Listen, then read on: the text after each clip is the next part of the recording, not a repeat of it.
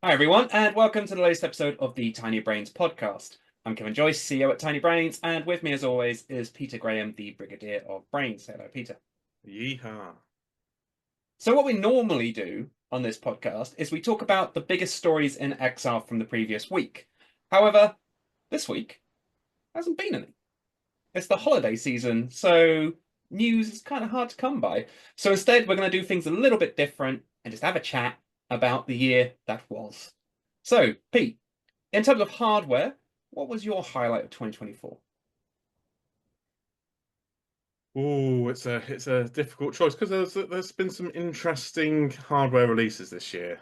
Do we go with the Apple Vision Pro? Do we go with the Meta Quest 3S? Do we go with Snapticals?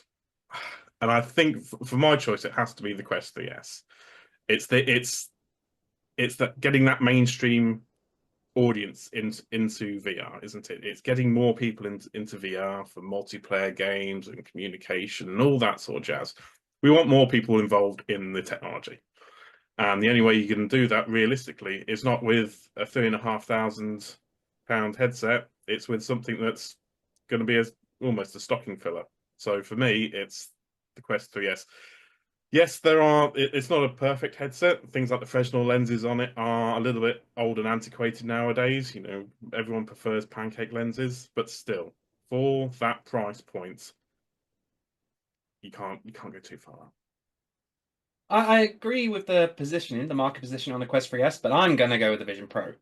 And Ooh. purely the reason why I'm choosing the Vision Pro is the mark is the market position, right? It's the prospect of big boy Apple now entering the XR industry.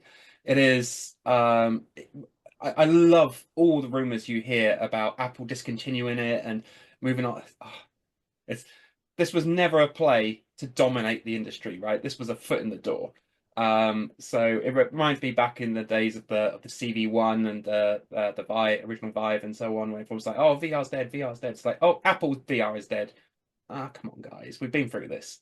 So yeah, I like the fact that the Vision Pro is here. I think we're going to see a lot of remodeling of it and retooling. I don't think this Vision Pro is the Vision Pro. And yeah, having Apple on board and Google coming back and Samsung coming back, and yeah, it's all positive.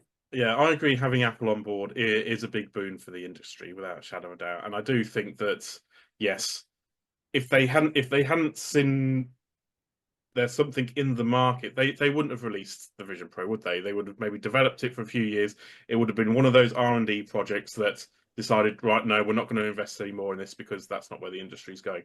But they didn't. They released it for good reason, and it is a very nice headset for what it does. That's 3.5 grand. But okay, so moving on, we're going to talk about software now and not games, not games, Pete. All I want to talk about is games. Don't care about anything else. So, of all the progress that has been made in 2024 in terms of software and middleware, what do you think is the biggest push that you've seen? Honestly, I don't know because in the past there's been great strides in sort of communication and design and collaboration software. We've had some great ideas, but for 2024, I couldn't put a finger on it, to be honest. Unless you All right, unless you have something in particular that you that yeah, I'll go first. you go. Yeah, I'm big on no code. I love no code solutions. I Mhm. think the future of XR is in getting as many different people from as many different backgrounds, from many different voices and different experiences into the medium to create content. We are now sitting in a society where content can be created from all walks of life across a multitude of channels and shared very easily. So why should XR be any different? And no code solutions have ramped up in 2024, or no and low code solutions. The likes of Apeful and Styly and so many others have come into the market with new offerings or revised offerings that make access so much easier. And as someone who has a ton of ideas but has never written a single line of code, I think no and low code solutions, they are the future, and 2024 saw a big jump in that quality. I would go with that myself as well. I like that. Yeah, yeah. I'm gonna go with that. But also, as someone who has never coded in their life and never written a single line of code, just like yourself, Kevin. Yeah, it's one of those ways of getting more people in, and yes, I think it's a great route for the industry. So there we have it, guys. Ending the year on a high. The first time on this podcast that Pete has said I'm right. So Yeah, just once a year is enough. Once a year is enough. so now we'll go to games. Okay. So Pete, pick your highlight. My highlights, well, I've been very flitty this year with my gaming. I've done jumped in, tested quite a few different games, and I've not seen all of them through to the end, but the ones that have really, you know, really touched my heart, and my gaming love has been Metro Awakening. I'm still playing that at the moment and thoroughly enjoying it. Escaping Wonderland, which is a sequel from the Cortopia Studios, and you've also got Underdogs, which is a bit of an indie gem, a bit of physical mech fighting. So I feel there's a little bit of everything in there. There's a shooter that I love first person shooters. There's the puzzling that I always love. I do love a good puzzle game, so that's filled with Escaping Wonderland is filled with all that sort of stuff. And then Underdogs is that pure VR exhilaration. You're just physically getting into the experience. So that's what I've been enjoying this year so far. I'm gonna go with Metro.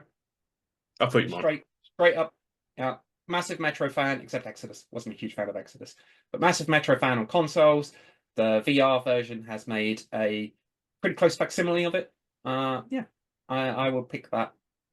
Shocking that you didn't say Behemoth, to be honest. But, yeah. Well, that might be my 2025 game, or maybe my festive, because I've got a few days spare over the festive season, so Behemoth may be Well, lucky you.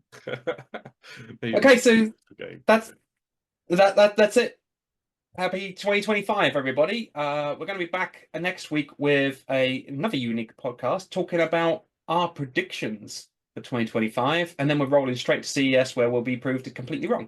So thank you everybody for sticking with us throughout 2024, and we wish you all the best for the new year.